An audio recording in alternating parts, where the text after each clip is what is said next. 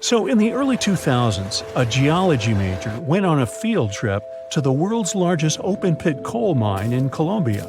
He picked up a piece of rock and noticed impressions of some prehistoric leaves on it. Then he found more rocks, and each of them had the same pattern. Back then, the student could hardly know that his discovery would help describe the largest snake that has ever lived on Earth. The student took his findings to a local scientist, who called up the Smithsonian Institute and invited them for a fossil hunt. He wasn't that surprised, as he knew there were fossils in the pits of Sarihan. Back in 1990, another geologist found a fossil there and brought it to his office. He wasn't sure of what it was and called it a petrified branch. Years later, a paleontologist saw an image of this branch. He knew it wasn't a branch at all, but a fossilized jawbone of an animal. The scientist got so excited about the find that he flew all the way to Colombia. He wanted to examine the fossil, but no one had the key to its glass display case. The scientists couldn't wait, so they broke the glass and confirmed that it was a fossil of an animal that lived millions of years ago. After Herrera's finding, they knew exactly there were more fossils in the area. It took the team of scientists about 2 years to figure out they were all a part of a giant snake and not a crocodile, as they thought because of the size. They managed to establish it by looking at the vertebrae and ribs of around 30 giant snakes. Now, you might think that fossils would get easily destroyed in an open-pit coal mine, but in fact, they were found under the coal that served as a protective layer for them. Sadly, the scientists couldn't find the Titanoboa's skull. Unlike jaws, which are extremely powerful thanks to their muscles, snake bones are pretty fragile. That's why they usually crumble long before the sediment can appear over them. But still, the researchers managed to find 3 skull fragments. Thanks to this discovery, they've made a full-scale replica of the snake's head, which supported the theory that it used to be one of the largest predators of its time. If you're starting to freak out, don't worry, so am I. They also established it was related to modern boas and anacondas. That's how Titanoboa got its name. It's basically a titanic boa. The huge snake was officially described in 2009. Titanoboa was thriving around 60 million years ago, 6 million years after the Tyrannosaurus rex roamed the planet. Back then, it enjoyed the climate of the area in South America, which is now Colombia and Peru. It got almost as long as a bowling lane, 50 feet, or twice as long as the biggest snake living today. It was as heavy as 4 giant anacondas. It got this long and this heavy thanks to a lucky coincidence. Snakes are cold-blooded animals, so they need a warm climate to live and grow in.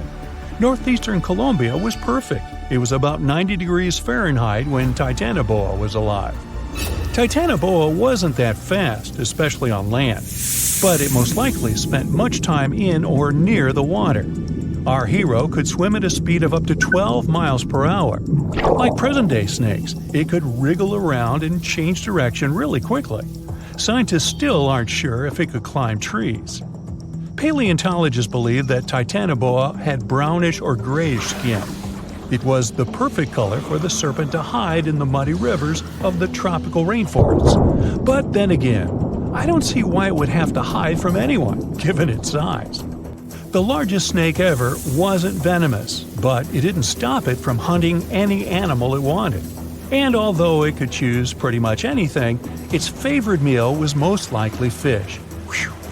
Scientists decided so based on the snake's palate and the number and type of its teeth. You can't recreate the giant's diet today, as all of those fish types are also extinct.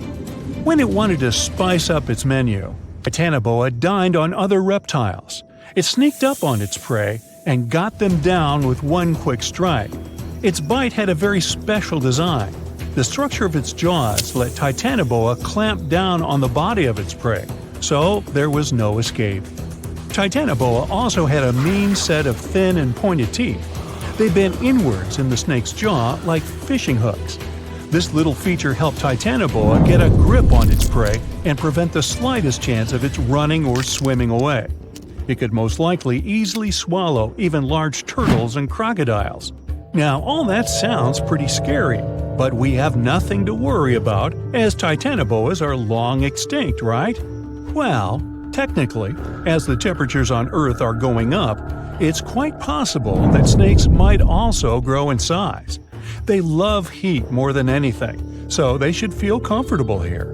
Of course, that would be a completely different snake, but it's not impossible that we'll see something similar to Titanoboa. But before you think of escaping to another planet, remember that huge snakes would need something huge to eat.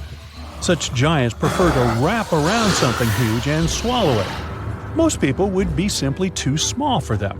So unless the huge snake was starving, I don't think it'd waste its energy on attacking anything too little. Plus, like any other snake, Titanoboa had a sharp and delicate sense of smell, needing exceptional conditions, and was sensitive to vibrations. A little too smelly, too noisy, too cold, too dry, or too wet, and the snake wouldn't go near this place unless absolutely desperate. So, if you live in a big city, your chances of meeting a huge snake like Titanoboa are about zero. Rural areas are something different, but the only place where the giant serpent would consider living would be near the equator. We already have some pretty giant snakes in the warmest regions of the world. Amethystine python, or less poetically, scrub python, is a gentle giant. It's the largest snake in Papua New Guinea in Australia. It can grow to the enormous size of 28 feet and weigh up to 77 pounds, which is about as heavy as a Dalmatian. Scrub pythons are pretty curious, sometimes slithering inside people's homes in Australia, but they're mostly harmless to humans. Their favorite food is rodents, bats, and birds that come to streams for water. Until then, pythons quietly lie in wait. They have heat centers in the pit of their muzzles. They help the pythons better see warm-blooded animals they can have for dinner. The African rock python is one of only 11 living species of its kind. It's currently the second largest snake on the planet. This huge brown snake reaches lengths up to 20 feet and weighs about half as much as the giant panda. It's very serious about its meals, as it can catch an antelope and eat it whole. Even the cold-blooded crocodiles are afraid of this beast because it can easily eat one of their kind too. In 1958, a zoologist found a 4-foot-long young Nile crocodile inside an African python's stomach. According to the scientist, the python said, "Well, I don't know about you, but I find this whole thing hard to swallow." Actually, that's not true. Pythons can't talk, as far as we know. The reticulated python holds the record as the longest of all the living snakes in the world. The largest of these guys made it into the Guinness World Records in 2011 with a length of 25.2 feet. Its name is Medusa, and it lives in a zoo in Kansas City, Missouri. An adult reticulated python is large enough to swallow a human whole, or a whole human, either way. But these snakes are mostly quite peaceful and prefer to lie down without much movement.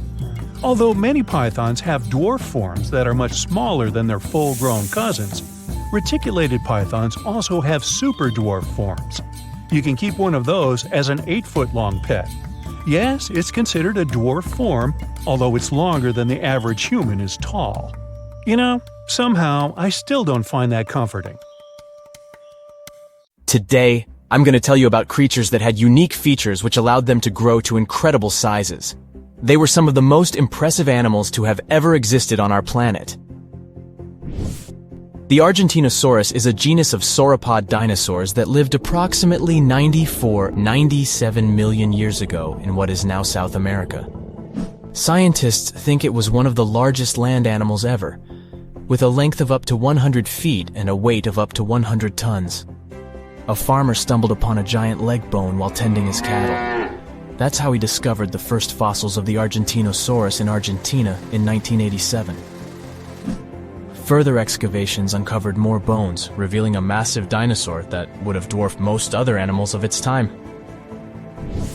The Spinosaurus, meaning spine lizard, is a genus of theropod dinosaur that lived around 97 million years ago in what is now North Africa.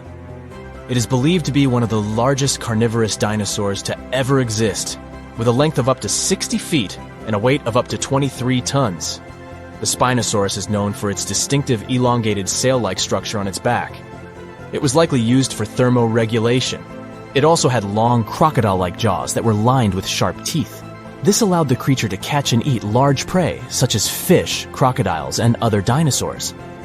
The first fossils of the Spinosaurus were discovered in Egypt in 1912. The sperm whale, Physeter macrocephalus, is a species of toothed whale that is the largest toothed predator on Earth. It also has the largest brain of any animal species. It is found in oceans all over the world and can dive to depths of up to 7,000 feet in search of food. You can easily recognize sperm whales by their massive, block-shaped heads, which can measure up to 1/3 of their total body length. They have dark brown or grayish-blue skin and a distinctive wrinkled appearance. The Titanoboa is an extinct genus of a giant snake that lived approximately 58 million years ago. It is considered to be the largest known snake ever. It could grow up to 42 feet and weighed around 2,500 pounds. The first fossils of the Titanoboa were discovered in a coal mine in Colombia in 2004. This discovery meant a lot because it provided insights into the size and behavior of snakes during the Paleocene era, as well as the overall climate and ecosystem of the time. The blue whale, Balænoptera musculus, is the largest animal on Earth, measuring up to 100 feet in length and weighing as much as 200 tons. These marine mammals are found in oceans all over the world and can live up to 90 years. Blue whales have a long, streamlined body that is usually blue-gray in color with mottled patterns. They have a small dorsal fin and 2 pectoral fins that are about 1/3 the length of their body. Blue whales feed on tiny shrimp-like creatures called krill, and they eat a lot. A single adult blue whale can eat up to 8,000 pounds of krill in a day. The Leadsichthus is an extinct genus of large, bony fish that lived during the Jurassic period, approximately 155 million years ago. It is believed to be one of the largest fish that have ever lived. Some estimates suggest that it could grow up to 55 feet in length. The first fossils of Leadsichthus were discovered in England in the 19th century, and more recent discoveries have been made in other parts of Europe, South America, and Africa. Despite its enormous size, the Leadsichthus was a filter feeder, similar to modern-day whale sharks, and likely fed on plankton and other small organisms. The creature did it by simply swimming with its enormous mouth open, filtering water through its gills. The Pterodostro is an extinct species of flamingo-like birds that lived approximately 35 million years ago. They were relatively small birds with a wingspan of about 2-3 feet. And they were known for their distinctive long, narrow beaks equipped with comb-like structures used for filter feeding. The Pterodostro lived in shallow bodies of water, like lakes and lagoons, and mostly fed on small crustaceans and other tiny organisms. The animal filtered them from the water using the comb-like structures on the inside of its beak while swimming through the water.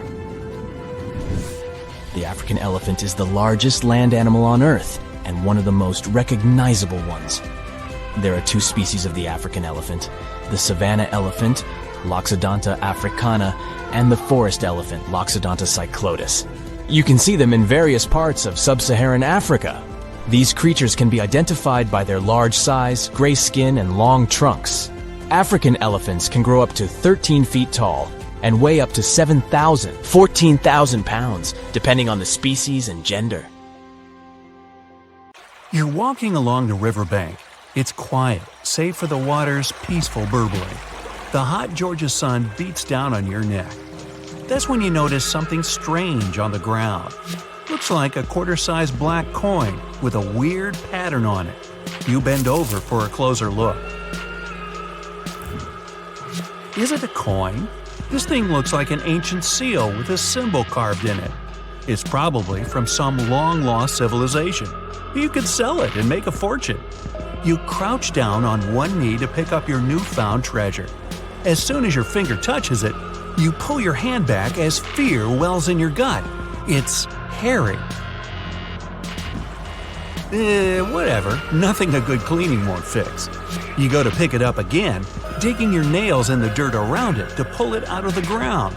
That's when it moves. Your heart jumps in your throat. It's pounding so hard you can feel it in your head. The fear turns to horror when the coin wiggles its way out of the ground. It's no ancient treasure, it's a huge spider. A ravine trapdoor spider, to be precise. This hard, coin-looking growth on the back of its body serves as a shield.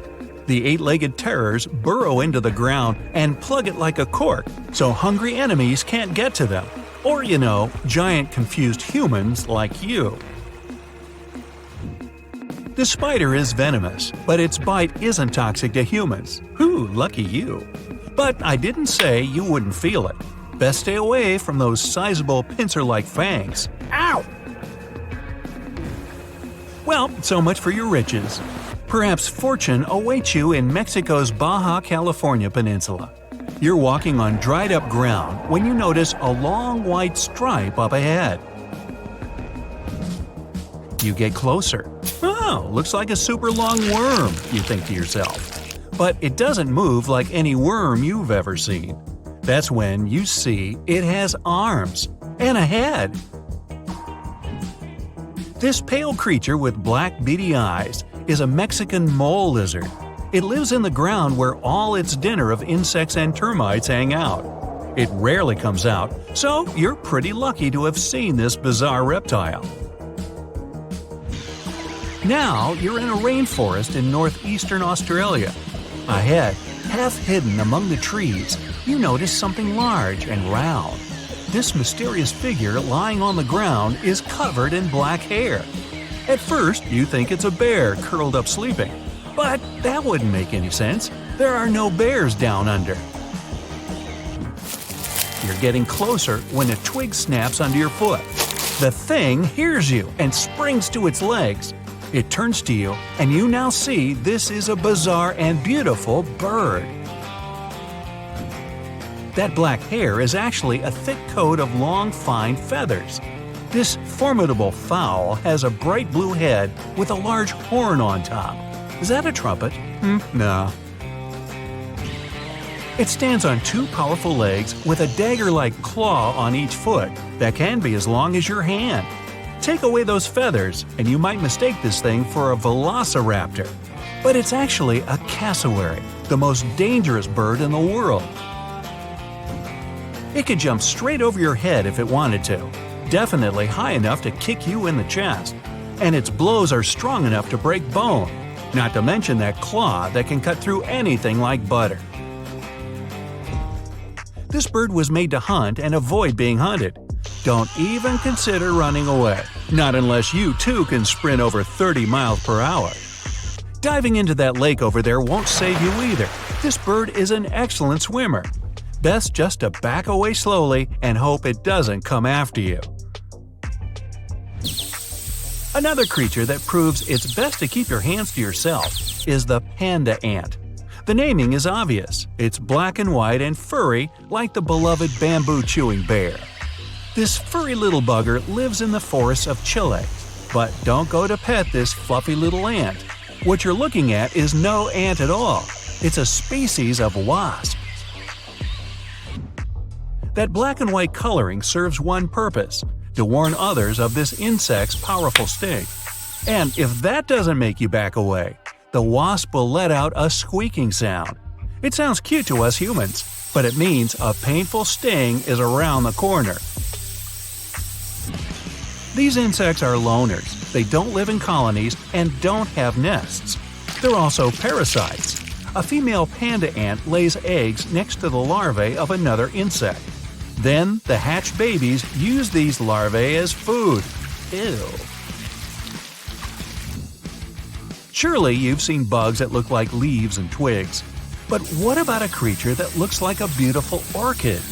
You can find this fragrant flower in the forest or a green field among other plants. But make sure that's a flower you're leaning in toward to smell. If it's not, you risk being bitten by a praying mantis. The orchid mantis is nearly impossible to distinguish among the flowers. It has pink-white coloring with legs and claws that look identical to little petals.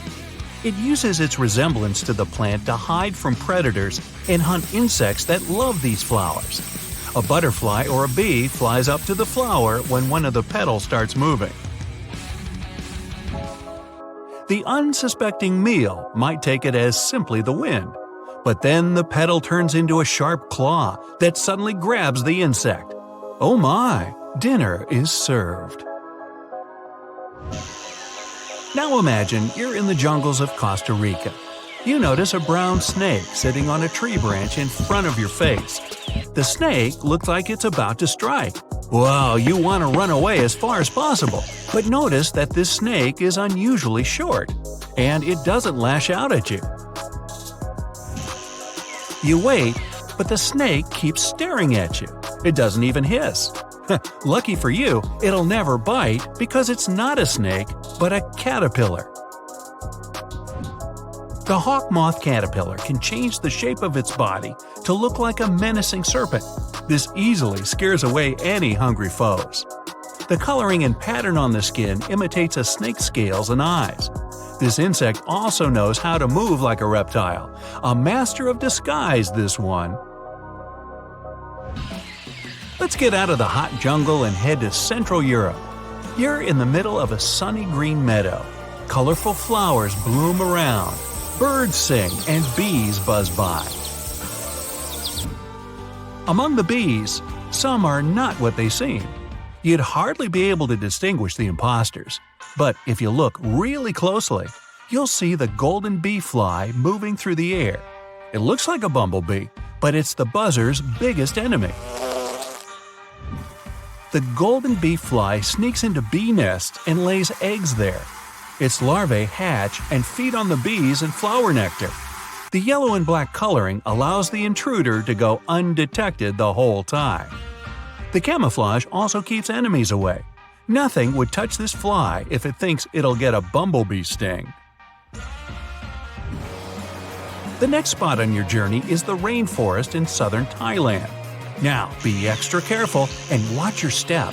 Not because the next animal is poisonous or bites, but because you might actually step on it. The leaves from the trees have fallen and turned a gray-brown hue.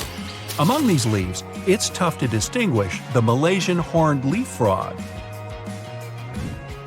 Its body shape, coloring, and especially those pointy growths coming out above its eyes all allow this amphibian to hide perfectly among the fallen foliage. This frog can sit for hours in one place, waiting for its next meal to come close enough to… Now you're in a garden. You see a beautiful bright flower and a small bird hovering near it. The bird flaps its wings so quickly you can hardly see them. And that long needle-like beak makes you immediately assume you're looking at a hummingbird. But as soon as you get closer, you realize this is not a bird, but an insect. Fortunately, the hummingbird hawk moth isn't venomous and doesn't sting. It's just a lovely little creature that decorates the garden with its presence. Many people even grow plants rich in nectar to attract these moths. Hey, that's an idea. What's the scariest predator under the ocean? The crocodile? Huh, I don't think so. Loch Ness Monster? Please, it never existed. How about the Kronosaurus? Well, it is extinct, but you might be onto something. Let's take a look at what it'd be like if these creatures were still around today. First things first, what on earth was it? The Kronosaurus was a marine carnivore that lived in the cool, high-latitude Eromanga Sea. It covered vast areas of inland Australia between 90 and 120 million years ago, during the early Cretaceous period. Near-complete fossils of the creature were also found near Colombia, which is a country that has a noted connection to prehistoric reptiles and turtles. This fact makes it extremely possible that the monster I'm about to describe existed worldwide. You might have heard saurus and thought, oh, it's a dinosaur. But these were actually reptiles. They were the largest member of the Plesiosauridae family, referred to as plesiosaurs. Fossil evidence suggests they weighed over 20,000 pounds and were roughly 30 feet in length. Just to put that in perspective, the longest crocodile ever measured was a saltwater crocodile by the name of Lolong from the Philippines. It was 20 feet in length and weighed just under 2,500 pounds. And that's still 10 feet shorter and incredibly lighter than the average Kronosaurus, making the crocodile seem like nothing more than a glorified goldfish in comparison. Despite its terrifying length, the most physically daunting feature of the Kronosaurus was its head. Its skull was about 8 feet long, which was actually proportionally large given the size of its body length. Anything that was unfortunate enough to end up inside the Kronosaurus's mouth may have been given false hope. After all, the teeth of the beast weren't actually that sharp. On second thought, I take that back. I wouldn't feel confident around a toothless snake, let alone being inside the mouth of this monster. But it's true that the Kronosaurus's teeth weren't sharp, especially when compared to other carnivorous reptiles, such as crocodiles and alligators. The teeth of this prehistoric sea creature were instead conical. This means that they were cone-like in shape. Unfortunately, this lack of sharpness didn't make them less dangerous. The teeth were enormous and could be up to 12 inches long from the crown tips to the bottom of the roots. This obviously meant that the Kronosaurus had an extremely powerful bite. It was estimated to be up to 30,000 newtons, which is almost twice as powerful as the bite of a large saltwater crocodile. Because of the bluntness of their teeth, they weren't suited for twisting their prey once in their grasp, but the size and shape of the teeth made them perfect for simple open and shut biting. They would have had no problem crushing hard objects such as the toughest of shells any sea turtle could offer. Just like crocodiles, the Kronosaurus is believed to have had a short neck. This may have been an adaptation to allow the beast to successfully catch small evasive animals. Their body, in general, was fusiform and streamlined. This means it was narrowed at both ends and had very little resistance to the flow of water. The Kronosaurus was also equipped with 4 paddle-like limbs. The hind limbs were larger than the front ones. They could span approximately 7 feet in diameter. All in all, this set the Kronosaurus up to effortlessly propel itself through the waters and be an ultimate predator. Predator X, if you will? That's the name that was given to the fossil of a creature discovered near Svalbard, a Norwegian island group, in 2009. The fossil was identified as a 50-foot-long, 100,000-pound monster with a bite force of 33,000 pounds per square inch. This might be the highest bite force of any known animal. Although Predator X is yet to be classified as any specific type of animal, it was definitely a plesiosaur like the Kronosaurus. And even if it wasn't Predator X, the Kronosaurus was still most definitely a ferocious titan when it roamed Earth's oceans. The Kronosaurus actually got its name from the Greek mythological figure of Cronus, the father of Zeus. Cronus was viewed as a titan from a generation of super powerful beings. So what was it that the Kronosaurus, this terrifying monster, actually feasted on to satisfy its appetite? This creature was known to eat sea turtles, squid, and other larger marine reptiles of that time, such as elasmosaurids and ichthyosaurs. This suggests that if crocodiles existed in the realms of the Kronosaurus, they too might have turned into lunch for the beast. There's evidence from the fossil remains of the Kronosaurus that suggests that they also feasted on sharks, which I know is a disappointment to those of you who view that beast as the king of the ocean. Not when the Kronosaurus was around, my friend. In any case, grounding all kinds of food into small pieces to help digest them would have been difficult without small teeth. This explains the presence of rounded stones found in many of the remains of these sea creatures. Researchers believe these stones may have been swallowed to control buoyancy or to help process food. It's also entirely possible they were accidentally swallowed while feeding on other animals from the seafloor. As if the Kronosaurus even needed to be a meanie with its already existing power and size, there's also evidence to suggest that it indeed might have been. It turns out that after using all its impressive attributes to catch its dinner, the Kronosaurus first liked to play with its food, like a cat does with a mouse. I guess since the hunt was so easy for them, they needed to get their fun from somewhere else. Well, I think now you should have a good idea about these creatures. So let's ask ourselves what it would be like if they were still around today. And by the way, why aren't they?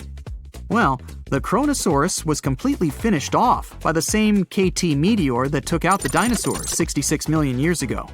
But even before this catastrophic event, they were coming under increased pressure from an even bigger and more vicious family of carnivorous marine reptiles known as mosasaurs. You can't always be a top dog, I guess, or rather, top marine reptile. But what if this never happened, and they were still roaming Earth? Well, this might be obvious, but can you imagine what kind of impact that would have on sea tourism? Based on the impact that famous movies about sharks and killer whales had, what do you think the presence of a Kronosaurus in the ocean would do to beaches? The very creature that would eat sharks and whales for breakfast. Beaches would certainly become a great place to go for a quiet walk, because nobody else would even be there. And what about such activities as boating, surfing, and scuba diving? You think anyone would dare try them, knowing that this 30-foot beast could be lurking beneath them? Let's give humans some credit and assume most of them wouldn't. This would cripple the global sea tourism industry, which is responsible for earning roughly $143 billion every year. Just to make sure this shocking point hits home, the most expensive yacht to ever roam the ocean was called the History Supreme. Its master bedroom was believed to have a statue made of T-Rex's bone and a wall made of meteorite rocks, as well as a 24-karat gold panoramic wall aquarium. Anyway, this yacht was worth nearly $5 billion, meaning you could buy 38 of them with the money lost in potential damages to sea tourism caused by the Kronosaurus. I'm sure that the yacht's owner was happy the beast never made an appearance in their luxurious aquarium. So luxurious, in fact, that some people believe the History Supreme, reportedly owned by some business genius from Malaysia, never even existed. Rumor has it that it was simply an elaborate hoax fabricated by the supposed designer. Anyway, I don't think the trouble would just stop there. People could actually be in serious danger, regardless of being near the ocean or not. No, I'm not about to tell you that this thing would grow legs, adapt to living on land, and start picking us off one by one. At least, I hope not. I'm just going to point out the damage that the Kronosaurus would inflict through its devastating impact on sea trade. In America, ocean transit accounts for 76% of national trade. On top of this, more than 100 vital pharmaceutical products originate in the sea. I'll also state the obvious and point out that the ocean is a huge food source for us humans. The presence of the Kronosaurus could have a great impact on our relationship with the ocean, something we usually take for granted. Scientists and sea biologists say that the mass of squids on the planet exceeds the mass of all people. Keep this fact in your mind while you listen to the story of the Kraken. So no one knows exactly what this giant sea monster looks like. But according to the stories of old fishers and taverns, the records of travelers and legends, the Kraken looks like a giant squid. If so, it has the squid's anatomical properties and reproductive functions. And this is a big problem for us. A female squid can lay anywhere from 3 to 100,000 eggs. Even if most of them don't survive, it's still a lot. Many of these creatures live in the ocean's dark depths that people haven't yet fully explored, and it seems we'll know more about squids soon. The metabolism of these creatures is accelerating thanks to the increase in water temperature, and this causes population growth. Scientists call squids the weeds of the seas because of their rapid reproduction. They can potentially exceed the population of all fish and mammals. Perhaps there will be so many of them soon that they won't have enough food on the ocean floor. They will begin to migrate closer to the surface, small squid and monstrous giant ones. There may be a Kraken among them, or a few, or even tens, hundreds of thousands. And if this happens, humanity and all animals on Earth will face a huge problem. As the kings of nature, people can easily invent poison to destroy Krakens. But how to spread this poison? Giant squids, along with ordinary fish, dolphins, whales, seaweed, and phytoplankton, will suffer if it gets into the water.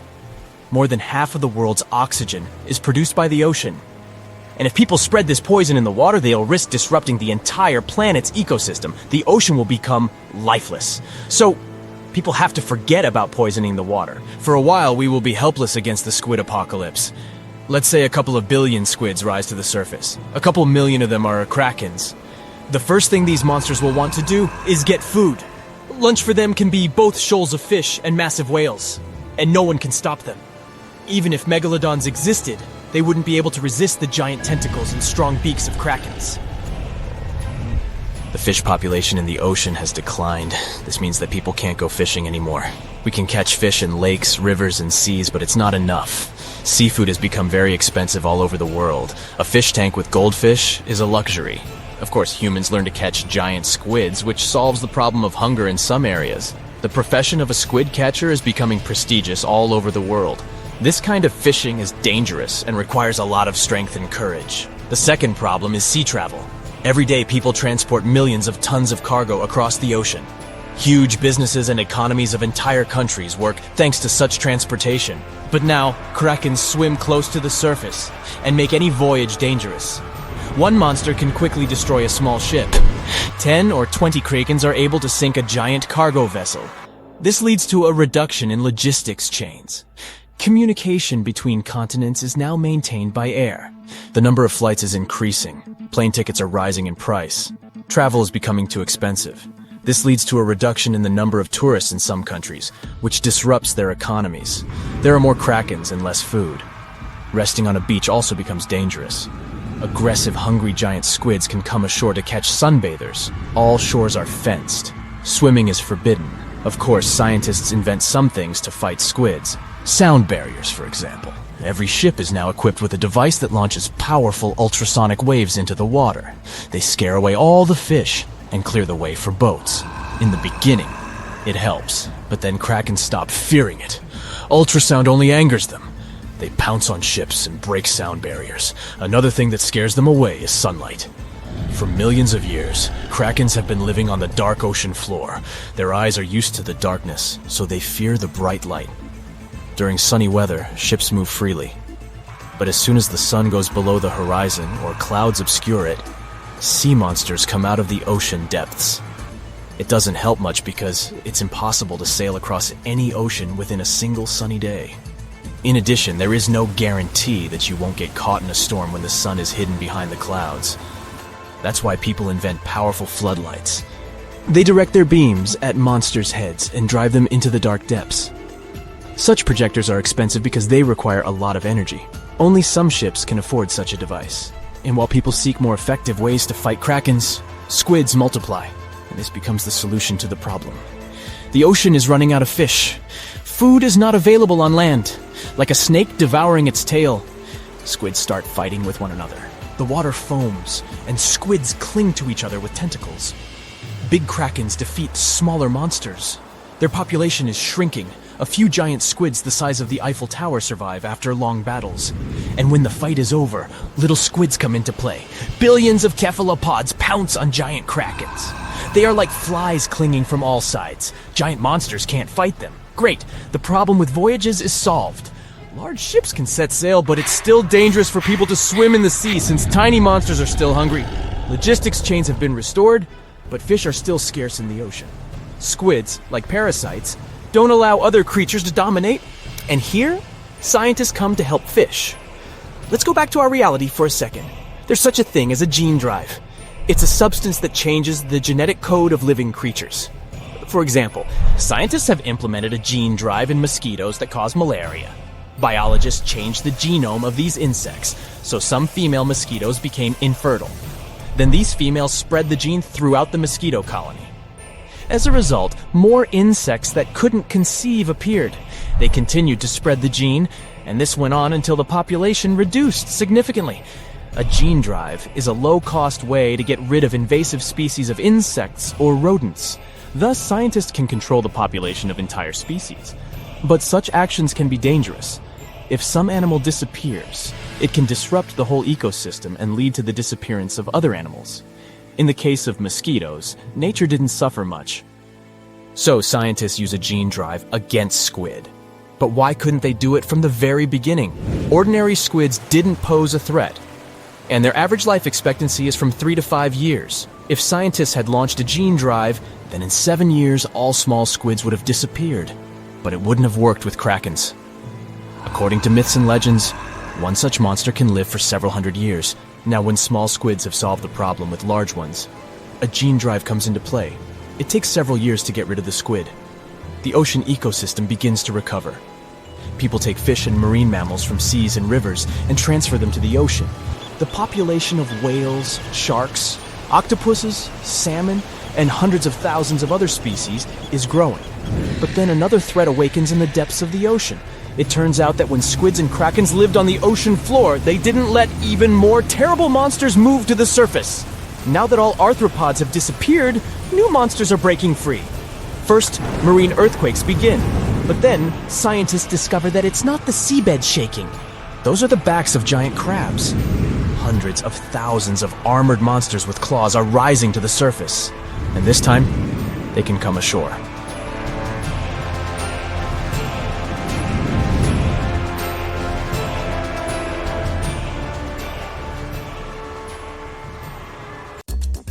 If you're into mushrooms and eat them a lot, you'll love the honey mushroom. It's larger than any plant out there: watermelon, pine tree, even baobab. It's even bigger than an elephant or a megalodon. The mushroom covers miles and miles of the Malheur National Forest in Oregon, and it's the oldest organism on our planet. Some are up to 8,650 years old. The Amazon rainforest is so huge that it can be found in 9 different countries in South America. The Amazon River stretches for over 4,000 miles and is the second longest river in the world after the Nile. But there's one river in South America that's even bigger than the Amazon, 2 times bigger. It's the Hamza River.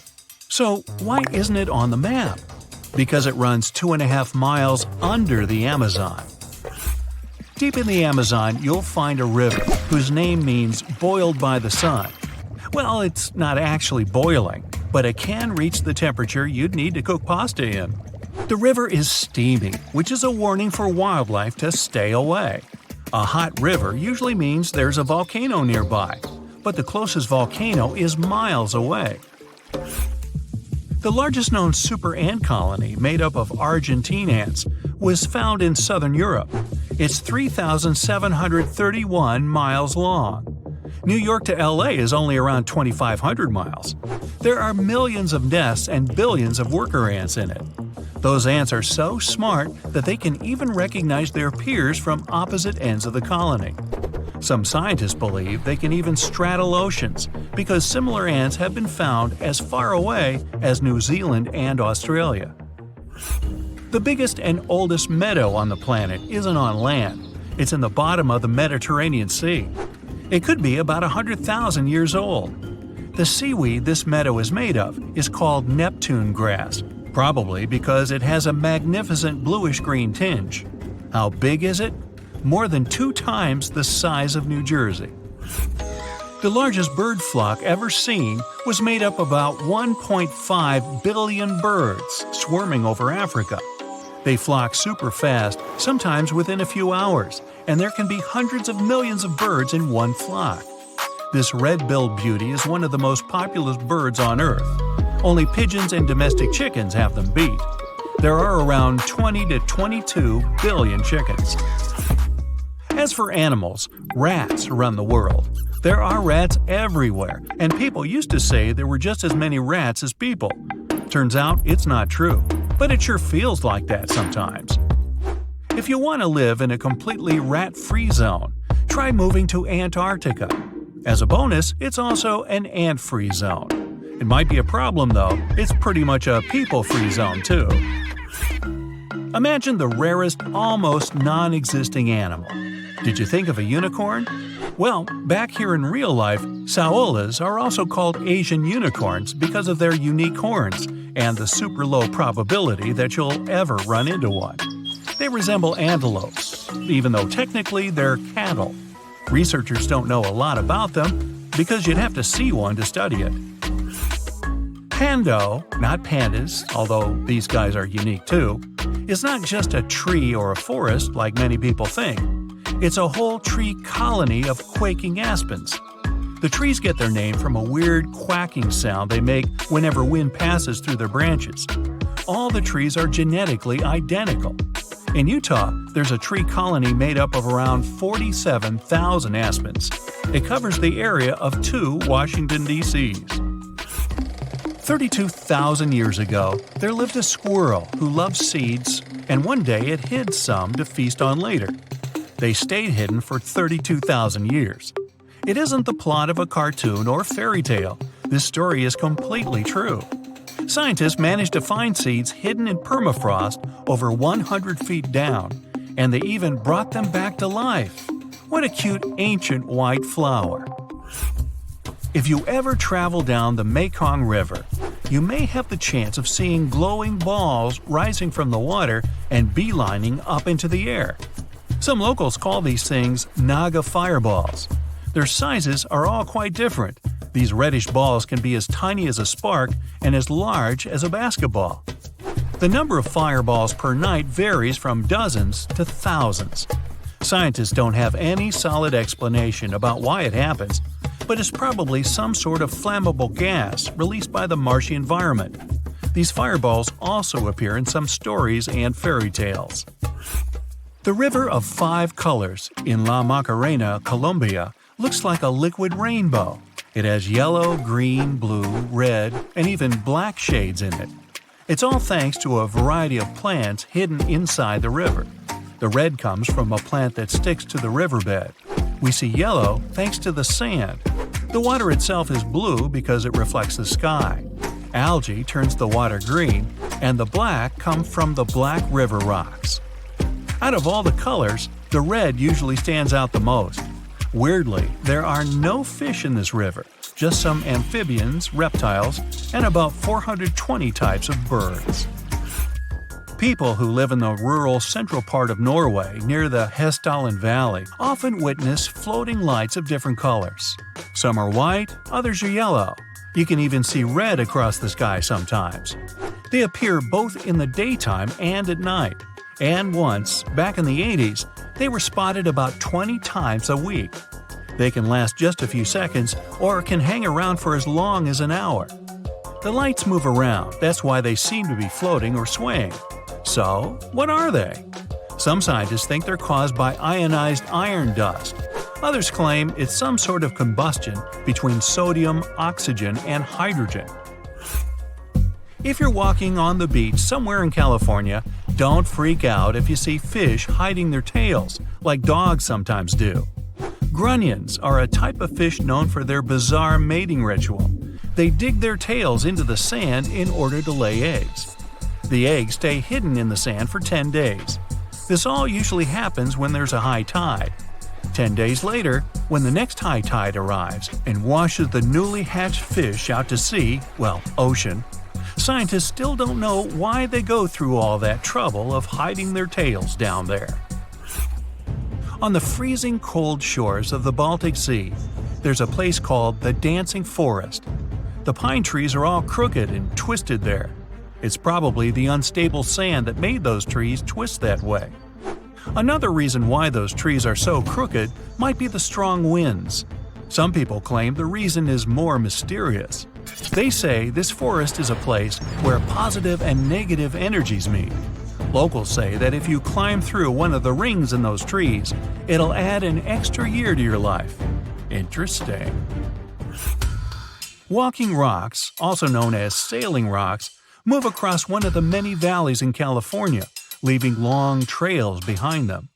Researchers took various time-lapse videos of the moving rocks, and they even installed GPS navigators on some of the rocks to prove that they move at some seriously incredible speeds. For rocks, I mean. And they proved that nobody was pushing them when no one was looking. Many people believe these stones move this way because of the thin sheets of ice that form overnight when the temperature dips below freezing. Those tricky ice sheets melt away the next day, without a trace.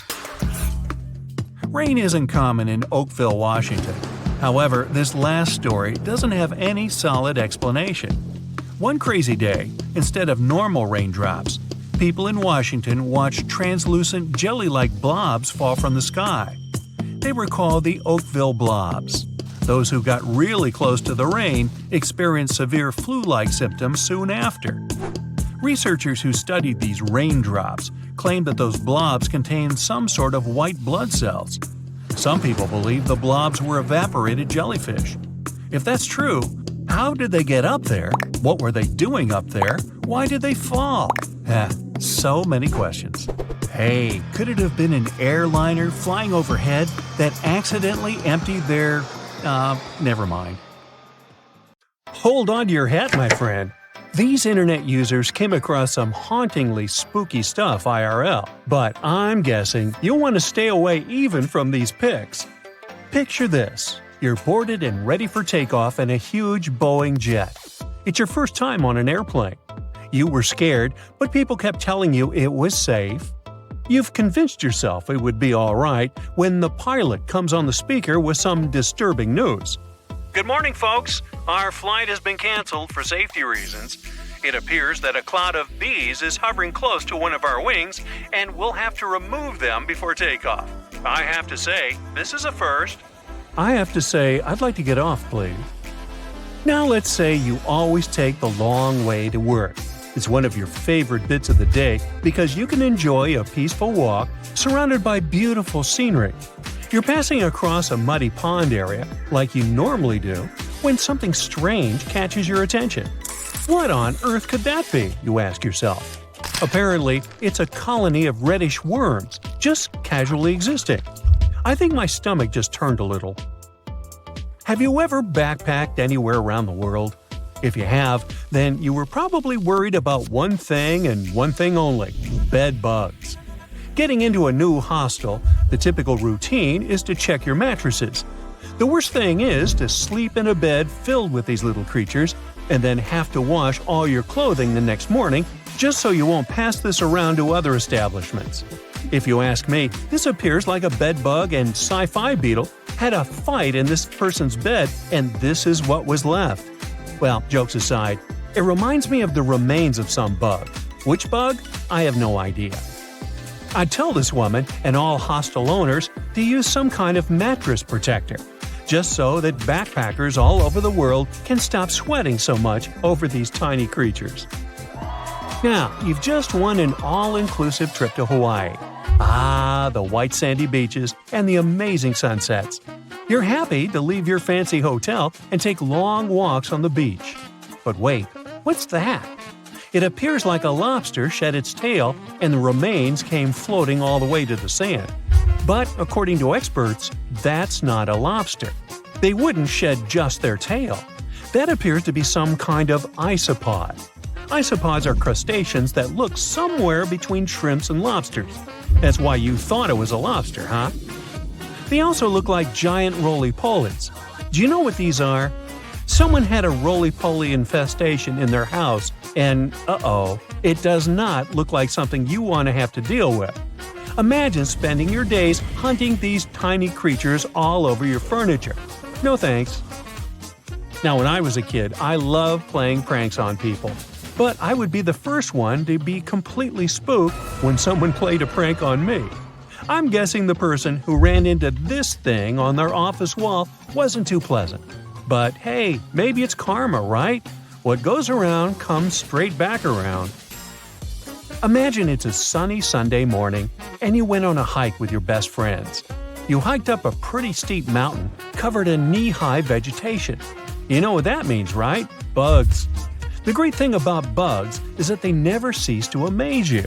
There are endless varieties of extremely rare and never-before-seen bizarre bugs. The first one you met was this thing right here. It fell off your dog's back.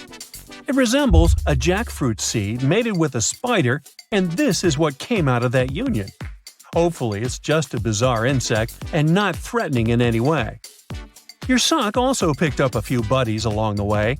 Look at the number of ticks your sock protected you from.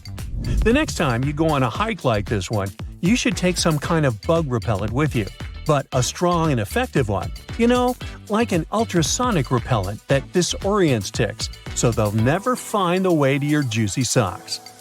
And speaking of bugs, quick test here to find out if you're the type of person that loves or loathes the great outdoors. Imagine it's early in the morning and you just woke up in a remote house found deep inside a forest. You step outside, and the first thing you see on the porch is a snake casually passing by.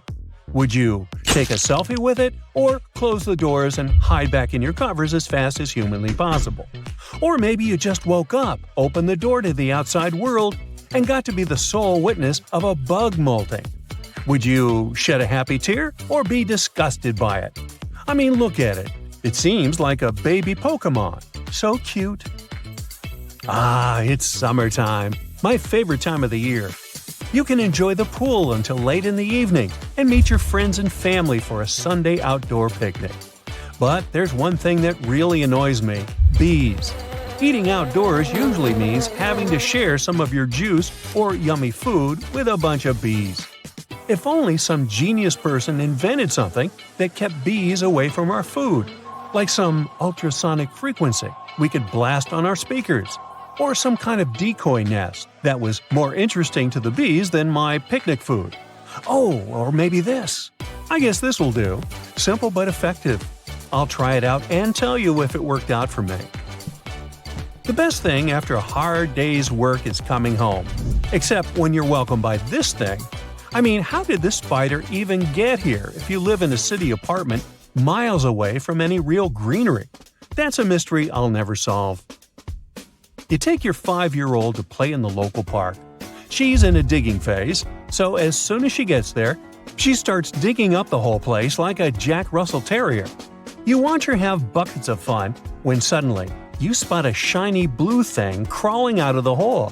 What on earth? You think to yourself.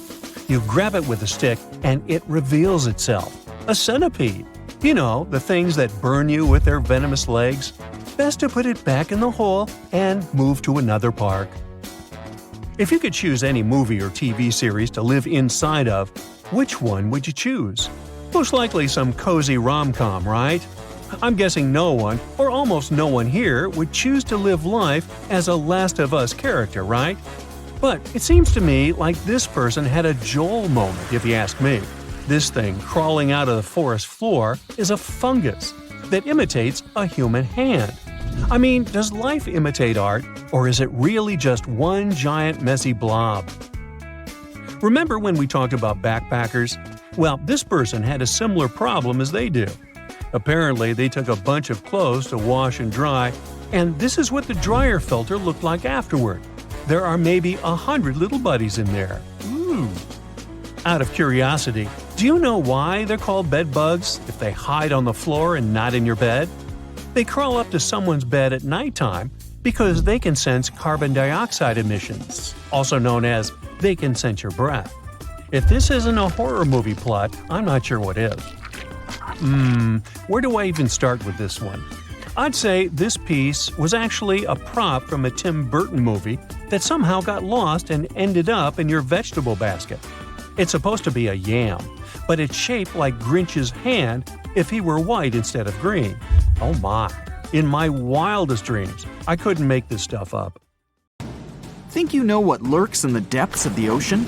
While nearly 95% of our oceans haven't been explored yet, it's hard not to let your imagination run wild. But thanks to brave explorers, deep-sea cameras, and awesome archaeologists, we do know about some pretty incredible sea creatures living in our waters today, and millions of years ago.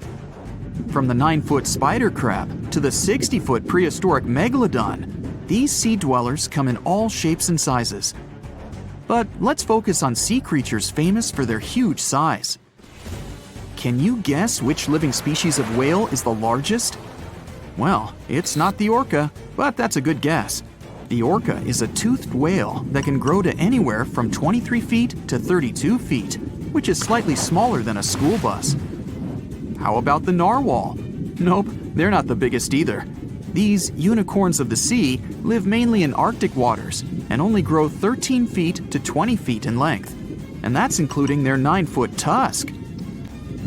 Tired of guessing? Okay, I give in. The largest whale that still exists today is the blue whale. At a jaw-dropping 82 feet to 105 feet, the blue whale is not only the biggest whale we know of, but is currently the largest animal to have ever lived on Earth. Seriously. These animals are bigger than a T-Rex. and even the prehistoric Megalodon.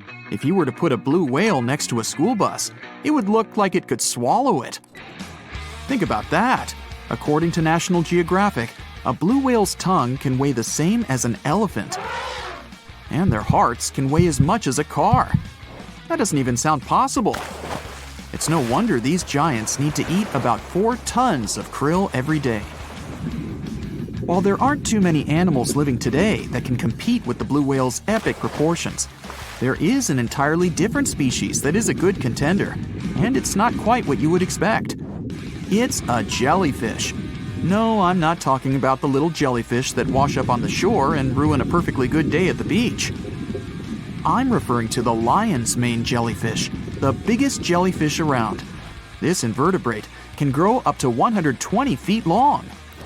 They also come in different gorgeous colors like red, purple, or even shades of orange. As if their length wasn't impressive, the lion's mane jellyfish boast a whopping 8 sets of 70 to 150 tentacles. That means they can have up to 1,200 in total. And here's the giant oceanic manta ray, the largest type of ray in the world. Their wingspan can be longer than a bus. These guys can reach 30 feet in length. They also have the biggest brain compared to body size among all fish. Unlike their stingray cousins, mantas don't have venomous tails. And while the lion's mane jellyfish and the blue whale are yet to be beaten for the longest sea creature, there is one marine creature that can grow even larger in length. The Portuguese Physalia physalis, tentacles and all, can reach a length of 165 feet long, and that's according to mentalfloss.com. While this thing may look a lot like a jellyfish, it's actually known as a siphonophore, and there are hundreds and sometimes thousands of them that are genetically identical. Their long tentacles help the organism catch prey, and its sting is fatal to most animals, even humans in some cases. What's even creepier is that if one of the tentacles comes off the organism for whatever reason, it can float around the water for days before decomposing. Even if it's detached, this tentacle can still sting you. But don't go running out of the ocean just yet. Your chances of being hurt by a Portuguese Physalia physalis sting are pretty slim. However, if you do get stung, the side effects aren't pretty, with welts, stomach cramps, an elevated heart rate, and an upset stomach. While you don't want to go anywhere near these long creatures, they sure are pretty to look at. Check out all those colors. The Shastasaurus is the biggest marine reptile that has ever existed. These predators lived during the late Triassic period, about 210 million years ago. These amazing giants could reach lengths of up to 69 feet and weighed more than 75 tons. This made the Shastasaurus as heavy as a blue whale. And if you could stand this creature up vertically, it'd be as tall as a 7-story building. Despite appearances, the Shastasaurus was actually pretty slim for its size. Its ribcage was only 6 feet across. You'd think that this big guy was chowing down on other dinosaurs, but that's not the case at all. This reptile survived on a diet that consisted of small fish and cephalopods, like octopuses and squids.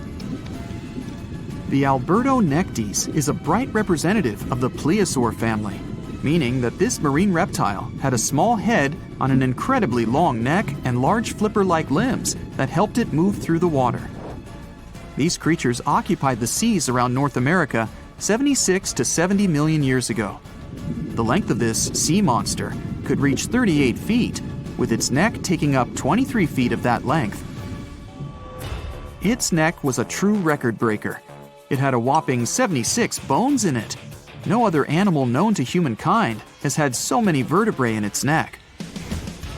Scientists aren't sure why they needed such a lengthy neck. They might have used it to collect shellfish off the seabed, or perhaps it helped them capture their main prey, fish and squids. This aquatic reptile also had gastroliths in its stomachs.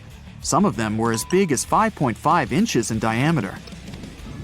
The Tylosaurus belonged to the Mosasaur family. It dominated the shallow seas of North America about 85 to 80 million years ago. This was an enormous predator, with the biggest representatives reaching 45 feet in length. It had a narrow hydrodynamic body with a blunt, powerful head that the animal used to ram and stun its prey. Its body was equipped with agile flippers and a long tail decorated with a maneuverable fin. The Tylosaurus was a carnivore, and its diet included not only fish, turtles, and small sharks, but also other mosasaurs, plesiosaurs, and flightless birds. Meet Ophthalmosaurus. This prehistoric reptile thrived during the late Jurassic period and lived in oceans all over the world.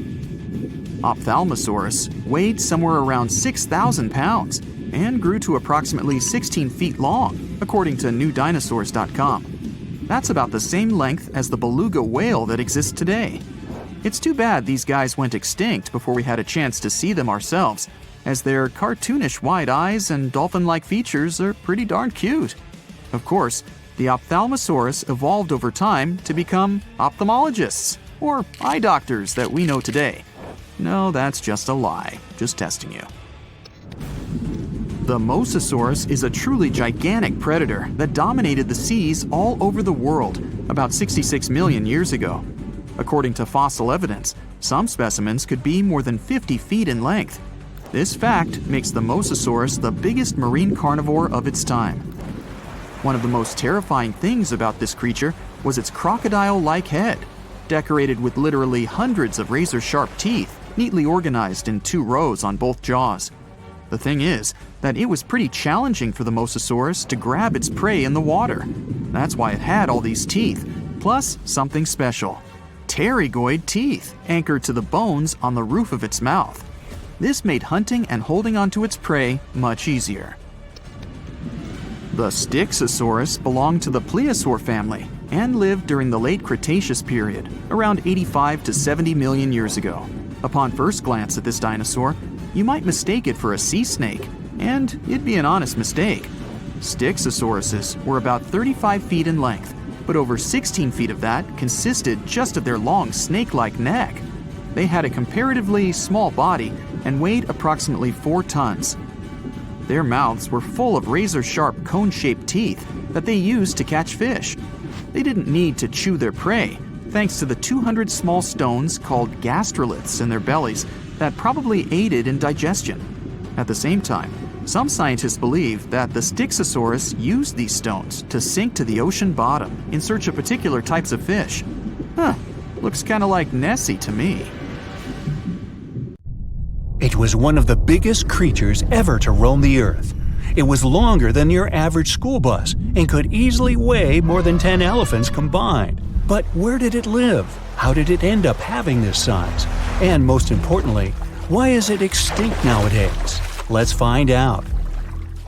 The Megalodon was the largest predator ever known in our planet's history. In terms of its location, the Megalodon lived practically in all waters on our globe, except near the poles. The reason why there were no Megalodon teeth found in Antarctica is probably that the gigantic creature adapted to only warm tropical and subtropical waters.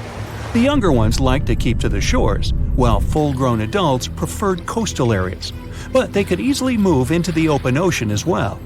How do we know the Megalodon was so widely spread? We can only presume, based on the fact that they discovered the most northern fossils off the coast of Denmark and the most southern in New Zealand. The discussion of how the Megalodon got this size is still open in the scientific community. They recently found out that not all the specimens from this fascinating species reach the same huge size.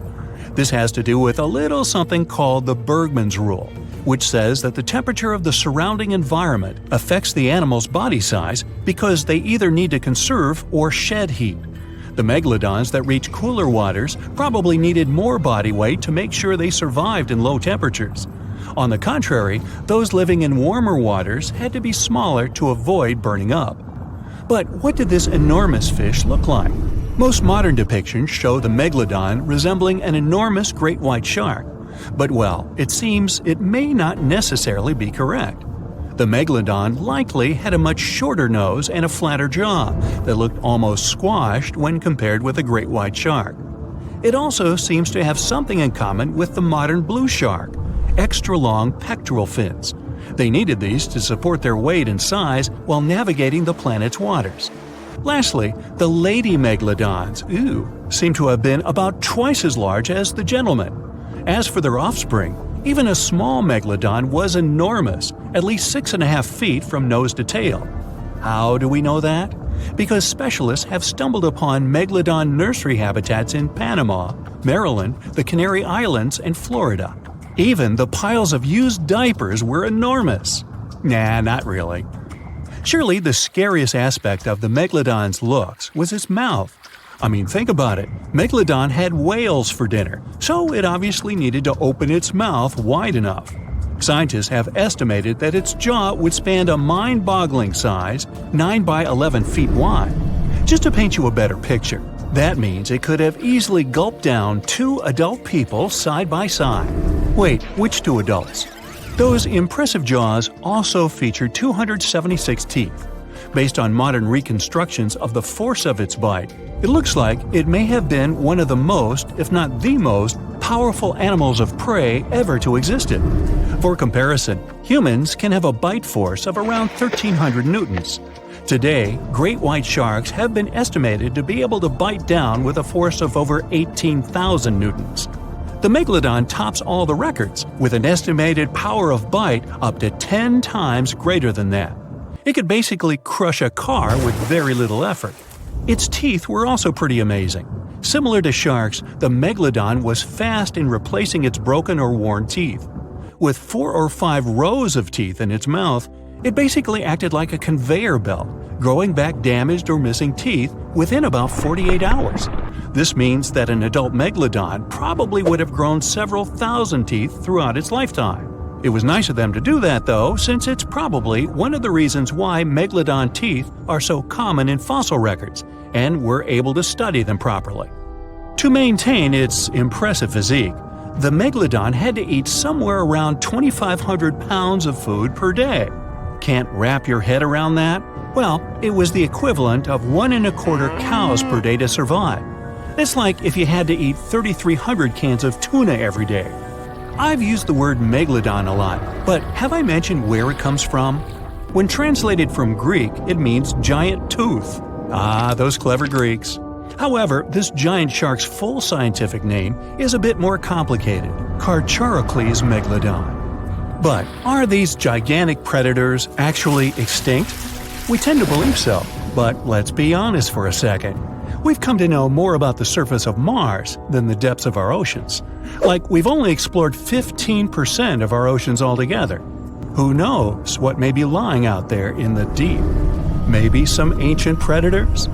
The Mariana Trench is the deepest oceanic trench on Earth.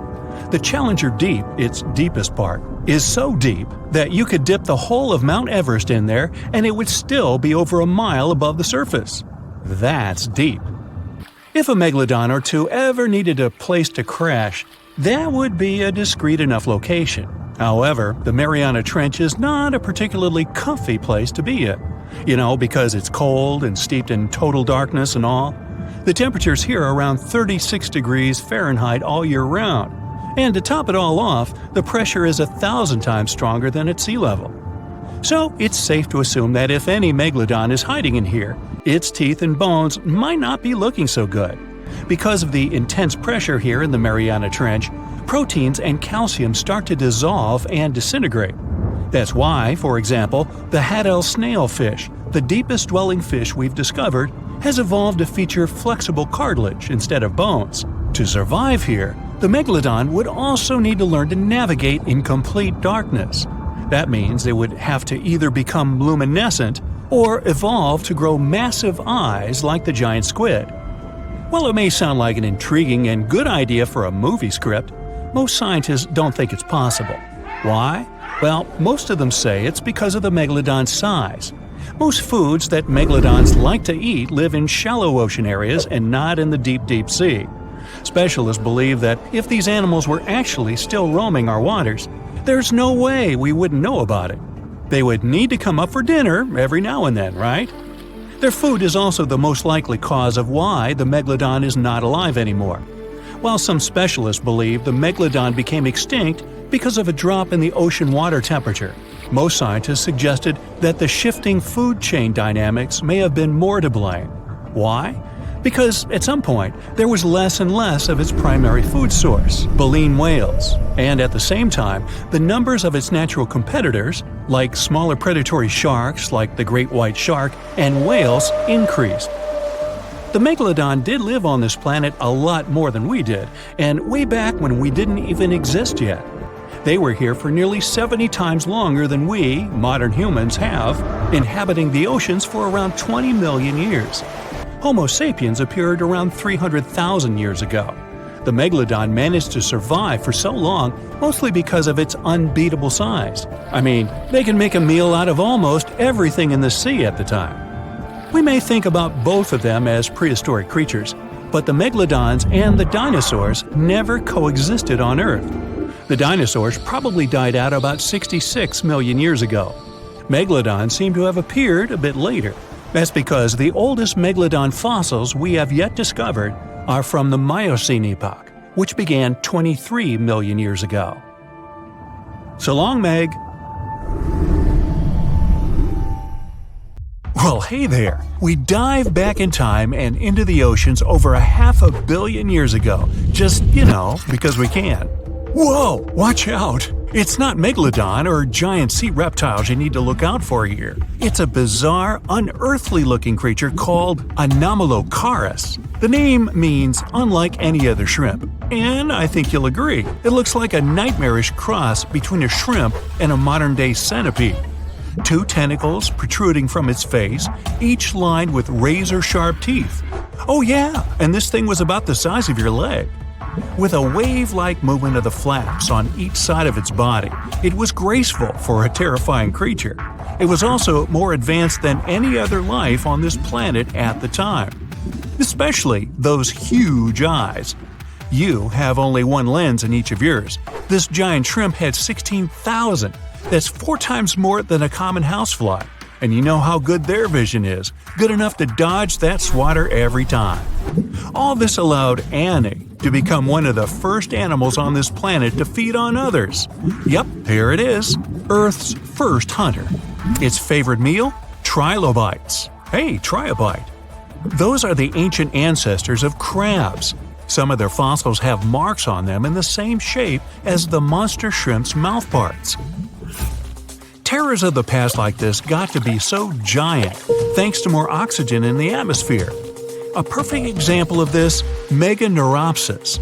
Imagine a dragonfly. Now make it as big as a cat, and with a wingspan longer than your arm. Megan, the monster-sized dragonfly, could easily grab other insects or even small animals, and she ruled the air with quick movements. Back then, there were still no large birds or other airborne enemies for this behemoth bug, so it was safe and free to grow as large as this planet would allow. Piranhas of the past were also jumbo-sized. Mega piranha was about 3 times the size of the river terrors we have today.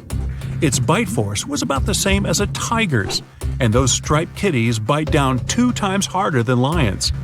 That means it probably not only dined on other fish and any land creatures that, got too close to the water, but it could also easily crunch down on large turtles and other unlucky shelled creatures. And fun fact, modern-day piranhas bark like dogs when they're about to enter a confrontation. It actually sounds more like a frog's ribbit. But makes you wonder, what did this mega-sized ancient cousin sound like? A bear roaring? How about giant sea scorpions the size of your bed? Go back about 460 million years, and you'd see them swimming under you. And watch out for that tail. Scientists still don't know if these creatures could use it to inject venom like your standard land scorpion, but something tells me I wouldn't want that thing anywhere near me. Then there's this guy, Therizinosaurus. Terry looks sort of like a goose with long arms. Oh, and did I mention this goose dino is about 2 stories tall and longer than a bus? Yow! Its arms make the T-Rexes look even more bite-sized, each 8 feet long, almost triple the length of T-Rexes. and on the end, razor-sharp claws the size of your whole arm. Now, don't worry about those lengthy claws too much, though. Terry probably used them to cut through giant termite nests. So, this huge reptilian goose was more interested in eating bugs and plants. Another mega monster for you, Megatherium. The giant ground sloth could look a giraffe straight in the eye and weighed as much as a hippo. It moved mainly on its hind legs and used its massive tail as support. He had huge paws with colossal knife-sized claws. The sloth could use them to defend itself from enemies and to bend tree branches in search of food. But the biggest danger to the giant ground sloth wasn't dinosaurs or saber-toothed tigers. It was our own species. Yep, humans showed up just in time to meet this fellow and to, eat him up. Titanoboa was a terrifying 50-foot snake, as long as the great Megalodon itself. It was also more than 2 times heavier than the heavyweight champion among snakes today, the green anaconda. Crocodiles were a regular on this serpent's menu. Titanoboa could swim 3 times faster than the fastest Olympic swimmer our species has ever seen. It was quicker and more dangerous in the water than outside it. And don't forget the boa part of its name. This massive snake wasn't venomous. Instead, it liked to squeeze. Remember that giant shrimp from earlier? Well, Opabenia looks like its teeny-tiny finger-sized cousin. And instead of 2 toothy tentacles, this thing had a vacuum hose coming out of its face. On the end of that trunk, what looks like a single crab claw. Add 5 eyes and a mouth under its head, and you've got a recipe for something not of this planet. Only it is. This creature used its trunk like an elephant does. Its claw grabbed food from the bottom of the ocean and brought it up to its mouth. This thing is so weird-looking that, apparently, when the scientists who discovered it presented his findings to an audience, they all laughed as if he were joking. Now, a real-life monster, the Tully monster. From a distance, it looks a bit like Nessie, that long neck and teeth-lined jaws. But get closer, and you'll see it's more like a long nose with a mouth attached at the end, like a mosquito. Its eyes are further back, sticking out of tubes all snail-like. Tully was an ancient mollusk, about the size of your forearm. It probably dined on jellyfish and shrimp 300 million years ago. Thylacus smilus will put a smile on your face as long as you don't get too close. No, it's not a relative of the saber-toothed tiger. It was a marsupial, making it more related to a kangaroo than anything. And if you compare them to body size, its fangs were actually longer than a saber-toothed tiger's. And they grew continuously. As for that beard on its chin, that's actually all chin. The lower jawbone grew down to a point under the mouth. Those fangs were rooted to the skull, going way back to its eyes.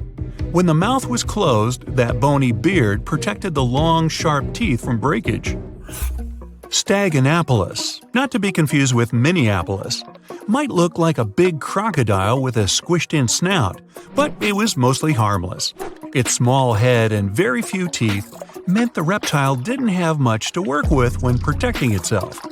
That's what all those armored scales were for, and no need for huge fangs or long rows of razor-sharp teeth when you're a plant eater. That beak-like tip on its nose allowed the stag to dig up plants. So, really, this reptile was more like a 10-foot scaly pig than a croc. Basilosaurus was a type of ancient whale that lived on our planet about 45 million years ago. Not quite as long as a blue whale, but this guy was still big enough to munch down on other whales and even sharks. Some people believe these monsters could still exist today. Eyewitnesses claim to have seen a giant sea dragon, and Basilosaurus fits the description. Plus, 90% of our oceans are unexplored. There's plenty of space to hide a sea monster. But scientists haven't found any fossils of this ancient whale younger than 3.7 million years. So, this myth is busted. Stegosaurus is one of the most recognizable dinosaurs that ever lived. It can easily be distinguished by those huge spikes on its tail and the bony plates on its back. It was twice as long as a giraffe and nearly 5 times heavier. But compared to its body size, it had the world's smallest brain. It was no larger than a dog's. Pelagornis had the largest wingspan of any bird ever discovered. It was twice the size of the largest bird today, the wandering albatross. Such huge wings made it hard for the bird to take off. It could only do so by jumping off cliffs. And when it finally spread its wings, this giant could only go about 40 miles per hour. The fastest bird today can reach speeds 5 times that. 450 million years ago, no, I wasn't around then, the sea level was higher, coral reefs started to form, the climate on our planet was stable and warm, not even dinosaurs were around yet. The time when bony and jawed fish we know as sharks appeared. They've been dominating the oceans and making other marine creatures flee in fear ever since. Many of them, like great white sharks, have evolved and adjusted to life in the open ocean as hunters with a pretty high position in the food chain. They're less diverse today than before. One of the reasons is the asteroid strike from the age of dinosaurs. After it reduced the number of shark species, only smaller and deep-water kinds that ate primarily fish survived. They started getting bigger over time. Near the surface, sharks such as makos or great white ones develop faster movements and are somewhat between gray and blue to blend in with their surroundings. The epaulet shark can even walk on the land. It can't take a walk on the beach because it can't breathe outside of the water, but it lives on coral flats in shallow tropical waters, so it can walk in kind of a crawling motion. But deep down below, there are mysterious, alien-looking, often huge shark species that didn't come to the surface, which is why they didn't need to adjust to the new environment and different conditions. They haven't changed a lot through time, so they're some living fossils. These creatures mostly don't have 5 gill slits, the most common number, but 6 or 7. It's because there's less oxygen the deeper you go in the ocean, so they need more gill slits. Sharks on the surface evolved to have fewer gill slits. 6-gill sharks are the most primitive sharks we have today. Their skeletons are like those of ancient extinct sharks, and they can survive only in very deep waters. Like cats, sharks have a layer of reflective cells placed inside their eyes, which helps them see better in the dark, deep sea or cloudy waters. Sharks on the surface have big eyes because they evolved to hunt in the sunlight, so they tend to rely on their vision. Those that live in shallow waters have small eyes, so they can protect themselves from the sand. Like some other deep-sea creatures, 6-gill sharks also have bigger eyes to take in as much light as possible. They have more light-sensing rods, but don't distinguish colors that well. In the ocean's twilight zone, with the minimum of sunlight, there's a couple of bioluminescent shark species. They don't take in light within their eyes, but produce or re-emit it with their bodies. Their skin or organs have specialized cells that produce a soft blue-green light. Deep-sea creatures that produce their own light do that to attract their prey, deter animals from going after them, or, scientists think, communicate with each other. It can even help them to camouflage. They do it by hiding their silhouettes from animals going after them. They produce enough light to match their surroundings. The biggest luminous underwater creature is the kitefin shark, found swimming 980 feet below sea level, preying on groundfish or smaller sharks. It can grow almost 6 feet long and lives 3,200 feet below sea level. Deep-sea sharks are also bigger than those on the surface. The Greenland shark can grow up to 24 feet long, bigger than a great white. There's a thing called deep-sea gigantism.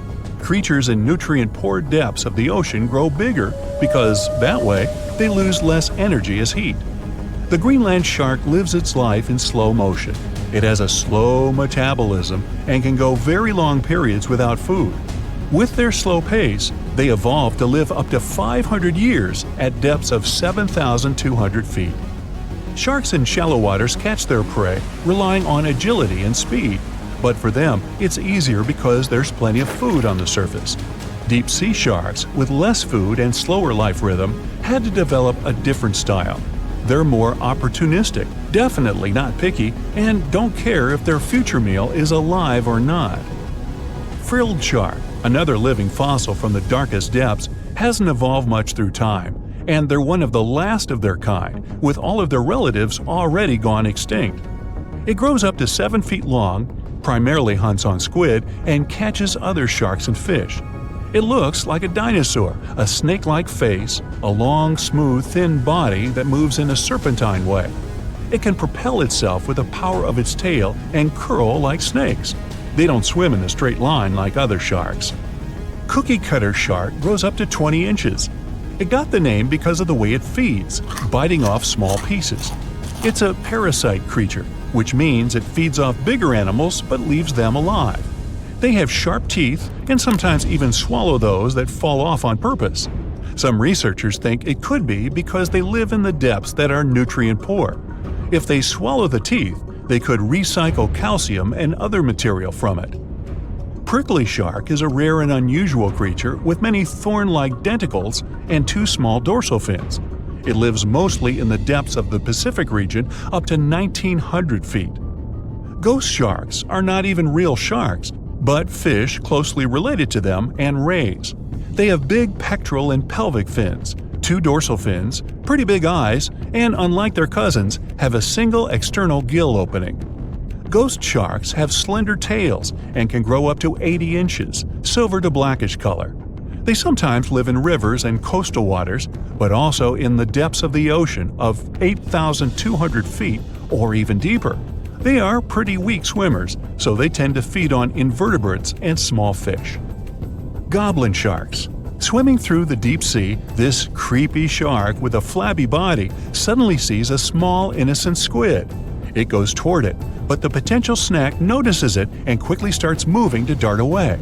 It seems like the plan could work at first, but then the shark suddenly thrusts the jaw of its mouth and catches the poor little squid in a second.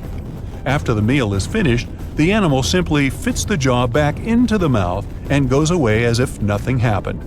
This is possible because it has a jaw connected to 3-inch-long flaps of skin, which is why it can unfold from the snout. It can grow up to 12 feet long with a weight of 460 pounds. Scientists think goblin sharks are mostly active in the morning and evening. The shark has a long, prominent snout and specific sensing organs on it. It uses them to sense electrical fields in the dark oceanic depths.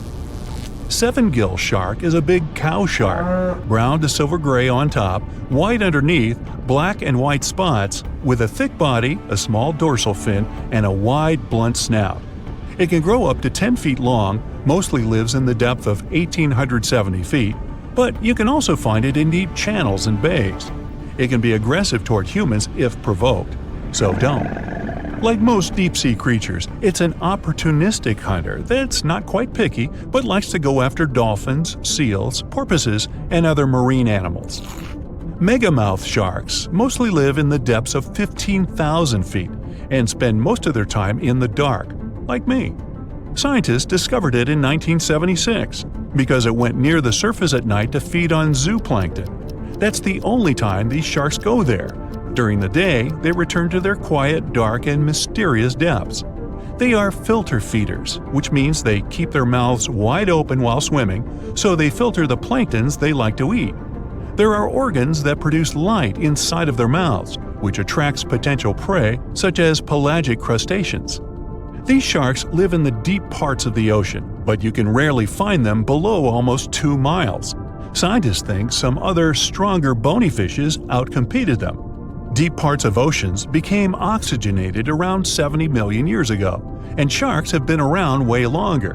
But bony fishes adjusted and adapted efficient ways to use oxygen, while sharks were slow with adaptations, so they lost.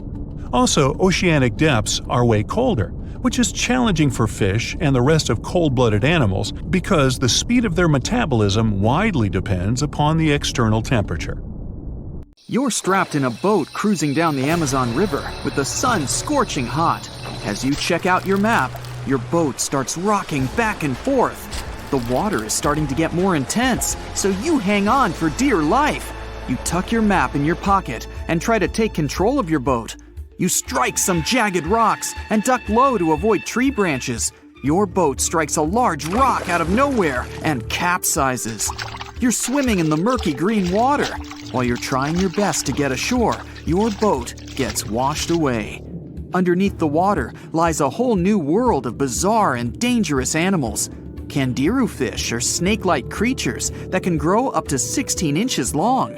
Arapimus can weigh more than an adult male and are taller than most basketball players. They are the biggest freshwater fish in South America. They have a hybrid gill system that forces them to pop up to the surface every 5 to 15 minutes to breathe in oxygen for their large swim bladder. You swim out of the raging water and dry yourself off. Oh no, your map is completely soaked. There's no way you can get to your destination without it.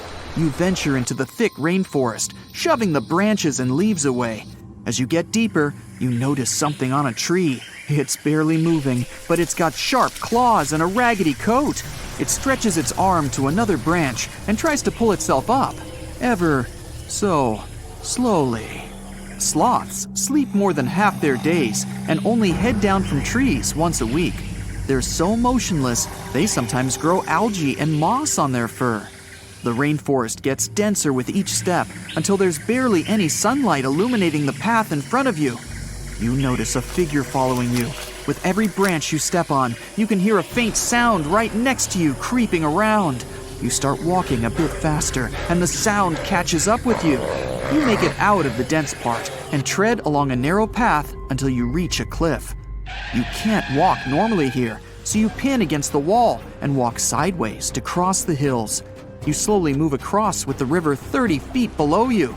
You move your right foot, and some rocks fall into the river. You keep going and misstep. You're about to fall, but you hold on to a large tree branch and pull yourself up.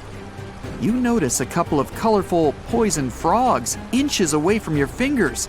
Touching any of these frogs can be extremely dangerous and harmful, despite their amazing color patterns. The golden poison frog is one of the most poisonous animals in the world. One of them hops right next to you, so you let go of the branch and fall back in the river.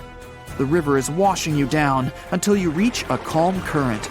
Underneath you is a swarm of piranhas swimming with their sharp teeth. The red color on their skin is unmistakable, so you swim off like an Olympic athlete. Piranhas will eat anything that gets in their way, no matter the size. You grip onto a log and climb up a small rock to catch your breath. There's a huge electric eel underneath the rock. Despite their name, they're more related to catfish than eels.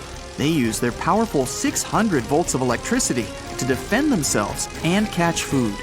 You're stuck, unless you're like the common basilisk that can run on the water like a jet ski. These incredible lizards have special webbing on their toes and can run the distance of a basketball court. You hop on a bunch of rocks until you reach the land. You continue walking along the riverbank until you come across a moving rock. You rub your eyes and see it moving again. It's a dinosaur-looking turtle that resembles a crocodile with armor. The mata mata is a freshwater turtle that disguises itself with its surroundings to catch prey. Their heads stretch longer than their bodies. You shimmy your way past it and continue. You head back into the rainforest and find a spot to rest. Wait, there are giant ants everywhere. They're the biggest ants in the world and can produce one of the most painful stings out there, even comparable to a wasp's sting. You immediately get up and find another place to rest. As you continue walking along, you notice the same feeling of something following you. You can hear some leaves rustling, but it's getting dark and there's no way of telling. You find a nice little spot to build a campfire and catch some Z's, but in the Amazon, everything is a threat. Except for those cute capybaras wandering around. They live in groups next to water sources. They're also the biggest rodents in the world. You don't need to worry about them if you're stuck in the middle of the Amazon rainforest. Suddenly, you feel something slithering up next to you. You look down and see a massive green anaconda just about to constrict you. They are the heaviest snakes in the world and can grow up to 20 feet long and have a huge appetite. You get up and sprint your way out of there. All right, you found a decent cave to crash in. It's daytime again, and you're still alive. You continue walking along the rainforest. You were able to find some breakfast to boost your energy for the rest of the day.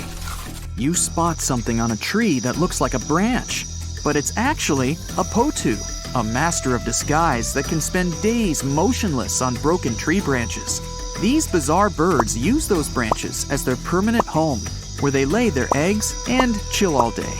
You continue your way through the rainforest and see a Brazilian wandering spider crawling on a tree branch right in front of you. 8 of these species can be found in the Amazon area. They are some of the most aggressive and venomous spiders out there. So, you make a big detour and walk away from it. You feel someone walking next to you again, but you still can't figure out what it is. You see a steep cliff with a waterfall hitting a large lake ahead of you. Looks peaceful, until you see a team of black caimans gathering around the shore. They're the biggest predators in the whole Amazon ecosystem and feed on anything that moves.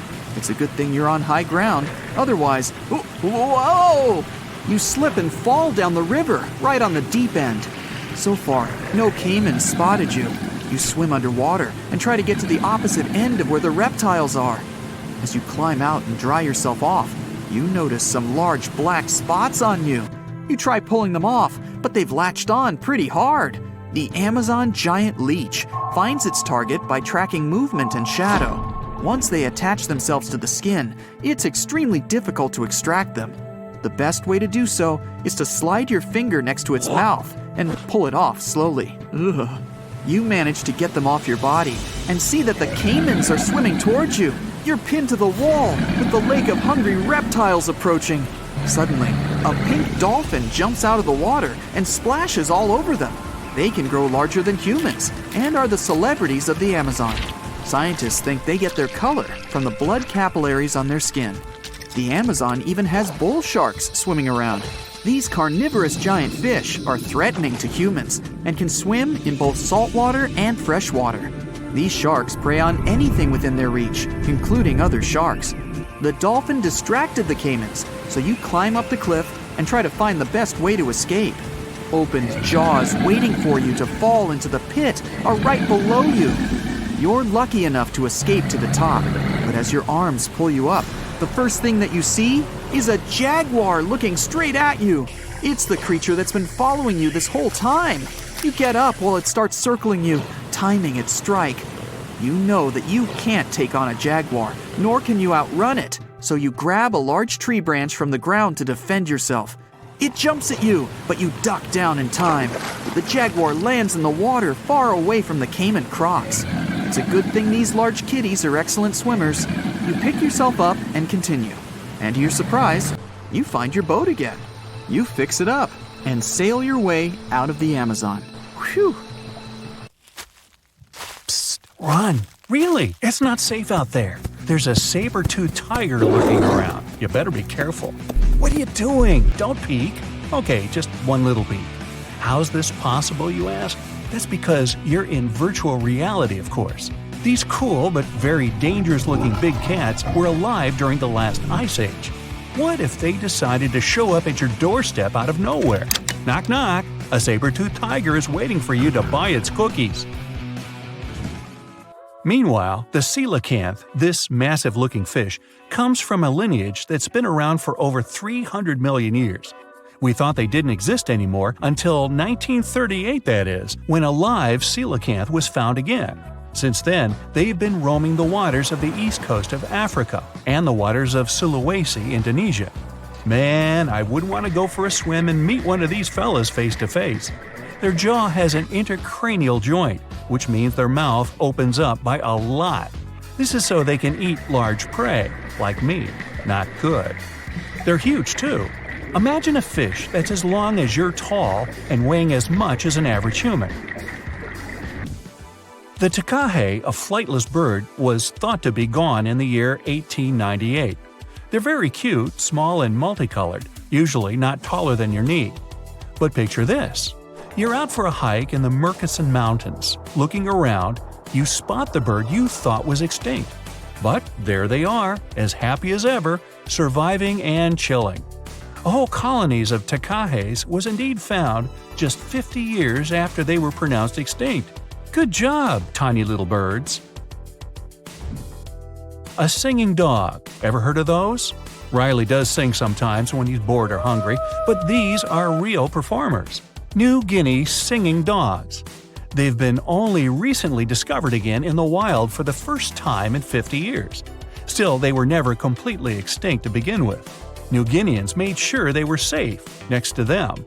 But in the wild, very rare and hard to catch a sight of. Look, there goes one. The New Guinea singing dogs are called so because of their famous high-pitched singing. They sometimes sing together too, a dog choir of sorts where they all howl together. I bet they sing better than I do in the shower. Not going far from this area, we have bats, but these ones are sort of different. You see, their ears are enormous. I guess that's why they're called the New Guinea big-eared bats. Clever. The species was found again when one of them was accidentally caught in a bat trap. Until then, I guess they were playing hide-and-seek with us, because up till 1890, they had been thought to be gone. They're still not out of the danger zone because of habitat loss. Imagine you discover a fossil of a species you thought had been extinct for a long time, yet 2 years later, a whole living group of said species is found. Well, this is exactly what happened in 1977 with the Majorcan midwife toad. It's sort of brownish in color with darker brown that makes up its skin spots. Other than that, it's just a small toad with googly eyes. The group of live toads was found close to where the fossil was, on the island of Majorca. There aren't many of them left, about 500 in fact, and as of right now, they're declared vulnerable by the International Union for Conservation of Nature. Now, are you a fan of tortoises? You will be when you take a look at this huge beauty. It's called the Ferdinanda Island Galapagos tortoise. It hasn't been seen since 1906, but on February 17, 2019, we were finally able to look at one of these beautiful creatures. It's probably out there with a few of its mates right now, but they also don't allow themselves to be seen. We only know they exist because there's a few tracks and scents. With yet another frog, we have the horned marsupial frog. They're out and about in Ecuador, in the Chocó forest to be more specific. They're called this way because of their distinctive horns directly on top of their eyes. You know the pouch kangaroos use to carry their offspring? Well, the female horned marsupial frog also has that, except it's on the back, so it acts as sort of a backpack. They develop their embryos there, and when they're ready to come out, they hatch as complete infants, unlike regular frogs where they start out as tadpoles. One more toad, the starry night toad or harlequin toad. They're black and covered with loads of white spots all over them. Lost for 30 years, it was discovered back in 2019. Picture them as big bodyguards, water bodyguards to be exact. Oh, that's a very big toad on your screen. Well, for the Arhuaco people, that's exactly what they are, guardians of water. They also have their own name for them, Guna. Sounds like a cheese. When scientists found them yet again, they came across 30 of these little creatures, but initially, they were expecting only one. Well, what a nice surprise. Here's a tiger for you, although it doesn't quite look like your typical tiger. It's called the Tasmanian tiger, and it seemingly disappeared since 1936. But then, out of nowhere, people started seeing them out there in the wild just 5 years ago in 2016. They sort of resemble dogs more than tigers, or a fox maybe. Just take a look at its muzzle. Maybe even a mix of both. Then, a few others started popping up too. And if you happen to think you're seeing one right in front of you, but you're not quite sure, check if they've got stripes on their back. They're definitely out there, but still technically marked as extinct by the IUCN. Okay, picture a horse that looks straight out of a movie scene. Tiny, gorgeous fur, very well behaved. It's tiny, but it's not a pony. It's a Caspian horse. They have an interesting backstory to them. They were discovered by Louise Leyland, who got married to an aristocrat in 1957. Having moved to Tehran, Iran, she didn't quite like how the horses behaved there, so she took matters into her own hands. She took a few people with her, and off they went to the Caspian Sea mountain. And in there, they found 3 of these beautiful tiny little horses. Well, that's how the story goes. Coming up next, a possum that was found in an unexpected place. Guess where? you have 3 options to pick from: hiding in a ski resort, in the Australian outback, or in someone's apartment in the bathroom. Which one do you choose? You have 3 seconds. The right answer is a ski resort. Yes, this possum is called the mountain pygmy possum, and it's originating from Australia. So far, there are 3 different living populations of this tiny possum, but it was believed to be extinct until just 1966. There are fewer than 100 of them, so the IUCN has marked them as critically endangered. Also from Australia is the night parrot, an absolute delight to birdwatchers. Very beautiful, yet mysterious. These little fellas live in very remote areas. You can probably count on the fingers of your hand how many times these birds have been seen since they were found again in 1979. That's how rare they are. Have you ever seen a pygmy tarsier? Neither have I. It was only in 2008 that 3 of them were caught. Scientists don't really want to lose track of their movements again, so what they did was gift them with tiny little collars. This way they can live their life as happy as ever and will know they're safe. The last one I want to tell you about is the tree lobster, but as the name might mistakenly tell you, they're not really lobsters. They're just big black bugs with huge legs. Their extinction story is a sad one. In 1920, a cargo ship got stuck on Lord Howe Island, and it had rats aboard. These rats fled the ship and ran straight to land. Even though tree lobsters are bigger than most insects, they're still relatively small compared to rats. The poor things never stood a chance. Still, in 2004, life shone again for these distinct critters. A pair of Australian scientists were out and about on the island and came across 24 of them. All of them were living beneath one single shrub. Hey, if there's enough space for everyone, it's not small, it's cozy. Bottom line, it's better to be distinct than extinct. Don't you agree? You wake up in the middle of the night to a phone buzz. You know what time it is, you ask sleepily. But then, you sit up in a jolt. Get your stuff and go outside. They'll come fetch you in 10 minutes, says a male voice on the other end. You step out of your house and watch as a small helicopter descends on your lawn. You get inside and meet a scientist there. She's a specialist in archaeology and paleontology. As the helicopter takes off, she tells you that something terrible happened on one of the islands in South America, and you're flying directly there, right now. The whole operation is secret, so you're asked to give up your mobile phone. The helicopter flies far beyond the night city and lands at the airport. From there, you transfer to a plane and fly to the coast of South America. You land on a small island, and a guide ushers you to a jeep waiting nearby. For several hours, you and other scientists drive through the hot jungle. The road ends, and you continue your journey along a narrow path. You notice that the further you go, the quieter it gets. The birds don't sing, not even the leaves on the trees rustle. The jungle finally ends, and you find yourself on the coast. There are many tents with scientific equipment, people, and cars. Several people in black suits lead you toward some fallen trees. You end up in the middle of a large trench that leads to the ocean. The trench begins in the forest, right at the fallen trees. Judging by its size, a train could have passed here, but the truth is much scarier. After some research, you tell people the creature that left such a trace became extinct about 60 million years ago. The creature that uprooted so many trees is the largest snake that ever lived on Earth. You and the others must find out how this reptile managed to survive and where it is now. Titanoboa usually lived in tropical forests near swamps. Apparently, the island is its home, but now something has forced the snake to crawl away into the ocean. You carefully examine the trench, then the fallen trees, and declare the snake was not alone. It was fighting something as big as itself. Everyone looks at you in shock, and the next moment, a deafening roar comes from the water.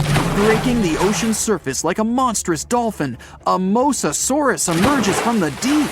A huge reptile that lived from 145 to 65 million years ago in almost all waters of the world. It looks a lot like a crocodile, has smooth, dark scales, a fin at the end of its tail, and flippers instead of legs. It measures 55 feet long, which is about the size of a 5-story building, and weighs like half a subway car. And this huge dinosaur is coursing the waters near the shore right now, in front of you. With its large fins, it creates waves that wash away several tents on the shore. People on the island scatter away in all directions. Several ships and yachts are capsized. People on lifeboats are hurrying to the shore. Mosasaurus was one of the most formidable predators, not only in the sea, but also on land during the Cretaceous period. No creature dared to attack this monster, so their population spread all over the world. It wasn't used to feeling like prey, but now it seems the dinosaur has met a worthy opponent. The Mosasaurus dives back into the water as if running away from something. A few hundred feet away, you notice a long, smooth body of the Titanoboa. It's stretched out to full length and is swimming after the Mosasaurus. The snake is 42 feet long. This is 1.5 times more than a rail car. The biggest snake on the planet comes to grips with the scariest underwater dinosaur, and you're standing witness. The Titanoboa wraps itself around the sea predator and drags it to the shore. With its flippers and fins adapted to the sea, the great dino will be at a disadvantage on land, but it has lungs, not gills. It needs air to breathe, so the fight continues. Both the snake and the lizard end up on the shore. You're watching them from behind the trees nearby. The snake squeezes its opponent hard and is winning, but the Mosasaurus manages to push the Titanoboa's head to the sand with its flipper. The snake lets the enemy go, and the Mosasaurus crawls back into the water because it's faster and more agile there than the snake. The Titanoboa slithers after its rival. The fight goes on underwater. The Mosasaurus manages to swim away from the shore and hide among the reefs and algae. Thanks to its dark scales, it's almost invisible there. The snake swims past, and the Mosasaurus jumps it from behind. Its powerful jaws are opening wide like a snake's. It clings to the opponent. The Titanoboa immediately reacts and wraps itself around the dinosaur. It bites the fin tail with its giant fangs. The two colossal animals are in a clinch now and don't know what to do next. The compressive force of the snake's grip is like the weight of the entire Brooklyn Bridge pressed onto a passenger car. The Mosasaurus is trapped, and it starts kicking and swinging its flippers. It begins to turn around its axis, wrapped by the snake. The rotation of two giant reptiles in the sea creates a huge funnel in the water. Whole schools of fish swimming around get trapped in there. The Titanoboa becomes dizzy from this merry-go-round. It loses concentration and opens its jaws. The lizard uses all its strength to break free, and the snake swims away from it. Now the dinosaur is chasing its opponent. The Titanoboa emerges from the water, not far from the shore. Helicopters fly around the island, recording the events. Yachts and small fishing boats sail to the site of the Battle of the Titans. The Titanoboa crawls out of the water and is about to disappear into the jungle, but the Mosasaurus grabs it at the last moment. There are 2 rows of teeth in its upper jaw. One of them is located closer to the pharynx. This row allows the dinosaur to hold its prey, while the prey resists. The duel continues on land. The trees around the 2 monsters shatter into splinters. The Titanoboa wraps itself around the enemy, opens its huge mouth, grabs the dinosaur's tail, and begins to slowly swallow it. The Mosasaurus realizes the great snake's strategy and begins to thrash around. The snake blocks its movements, so the dino digs into the sandy beach. After a short while, a large pit appears beneath the monsters. The sand gets into the snake's eyes, and it lets go of the opponent. The Mosasaurus is again slowly crawling towards the water, and the Titanoboa is in no hurry to catch it. You can see the reptiles are tired. The Mosasaurus swims away from the shore and stares at the snake. From the shore, it looks like an enormous log. 2 eyes the size of a football gaze intently at the snake. The Titanoboa lies in the sand and breathes heavily. Then, it stretches to its full length and looks back at the Mosasaurus. The snake's long body slowly bends, its muscles tense. The reptile is preparing to lunge.